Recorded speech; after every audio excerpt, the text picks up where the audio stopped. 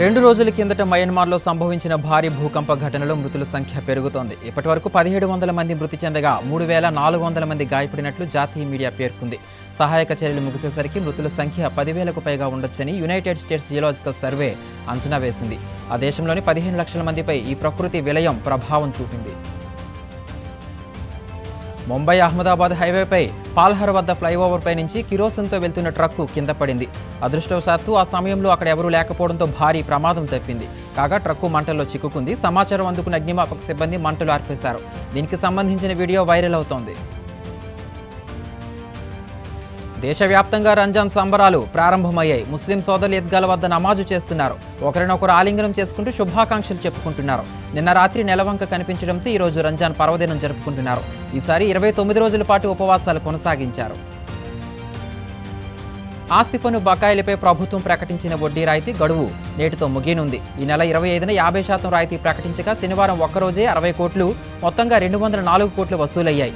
రంజాన్ కారణంగా ఇవాళ సెలవైన పన్ను వసూళ్లకు వీలుగా ప్రభుత్వం ఏర్పాట్లు చేసింది. ఉదయం 9 నుంచి రాత్రి 9 వరకు అధికారులు అందుబాటులో ఉంటారు. నిన్న ఉగాది సందర్భంగా ఎక్కువ మంది పన్ను చెల్లింపులు చేయలేదు. రాష్ట్రంలో ఈరోజు 38 మండలాలు వడగాలులు వీచే అవకాశం ఉందని ఏపీఎస్డీఎంబీ అంచనా వేసింది. శ్రీకాకుళంలో 8 మండలాలు, విజయనగరంలో 9, మన్యంలో 10, అల్లూరిలో 2, తూర్పుగోదావరి 8, ఏలూరు జిల్లాలోని వేలేరుపాడులో వడగాలులు వీస్తాయని పేర్కొంది. అలాగే చింతూరు, కోనవరం మండలాల్లో తీవ్ర వడగాలులు వీస్తాయని తెలిపింది. మరోవైపు రాష్ట్రంలో నిన్న ఉష్ణోగ్రతలు మండిపోయాయి. ప్రకాశం జిల్లా అమాని గుడిపాడులో 41.9 డిగ్రీల ఉష్ణోగ్రత నమోదైంది. వరుస సెలవుల నేపథ్యంలో తిరుమలలో భక్తుల రద్దీ కనిపిస్తోంది. టోకెన్లు లేని వారికి శ్రీవారి సర్వదర్శనానికి 18 గంటల సమయం పడుతోంది. మరోవైపు వైకుంఠం క్యూ కాంప్లెక్స్లోని 31 కంపార్ట్మెంట్లలో వెంకటేశ్వరుడి దర్శనం కోసం భక్తులు వేచి ఉన్నారు. నిన్న స్వామిని 62,263 మంది దర్శించుకోగా 25,733 మంది తలనీలాలు సమర్పించారు. హుండీ ఆదాయం 3.65 కోట్లు వచ్చినట్లు టీటీడీ అధికారులు వెల్లడించారు.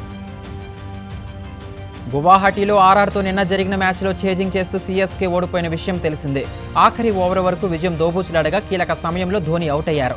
అప్పుడు స్టేడియంలో ఉన్న ఓ యువతి ఇచ్చిన రియాక్షన్ సోషల్ మీడియాలో వైరల్ అవుతోంది. ఆమె సీఎస్కే ఫ్యాన్గా కనిపించగా ఆ సమయంలో మహీపై కోపం వ్యక్తం చేసినట్లు తెలుస్తోంది.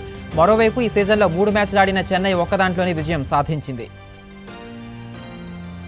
నేటి నుంచి రాష్ట్రంలోని పలు జిల్లాల్లో వర్షాలు కురిసే అవకాశాలు ఉన్నాయని వాతావరణ శాఖ తెలిపింది. ఇవాళ మోస్తరు వర్షాలు, రేపు ఉరుములు మెరుపులతో కూడిన జల్లులు కురుస్తాయని అంచనా వేసింది. 30 నుంచి 40 కిలోమీటర్ల వేగంతో ఈదురుగాలులు వీస్తాయని తెలిపింది. ఈ వర్షాలతో రాష్ట్రంలో ఉష్ణోగ్రతలు తగ్గే అవకాశం ఉందని పేర్కొంది. మరోవైపు తెలంగాణలో కూడా ఎల్లుండి నుంచి 4 రోజుల పాటు వర్షాలు కురుస్తాయని వాతావరణ కేంద్రం తెలిపింది. ఐపీఎల్ 2025లో తమ సెకండ్ హోమ్ గ్రౌండ్ అయిన విశాఖపై ఢిల్లీ క్యాపిటల్స్ క్రియేట్ చేసిన ఓ వీడియో ఆకట్టుకుంటోంది. ధన్యవాదాలు వైజాగ్ అంటూ తెలుగు పాటతో ఓ వీడియోను ఎడిట్ చేశారు. విశాఖ నగర అందాలు, ప్రజలు, ఆహారాన్ని అందులో చూపించారు. కాగా ఇక్కడ జరిగిన 2 మ్యాచ్ల్లోనూ ఢిల్లీ విజయం సాధించింది. రాజస్థాన్లో మత సామరస్యం వెల్లివెరిసింది.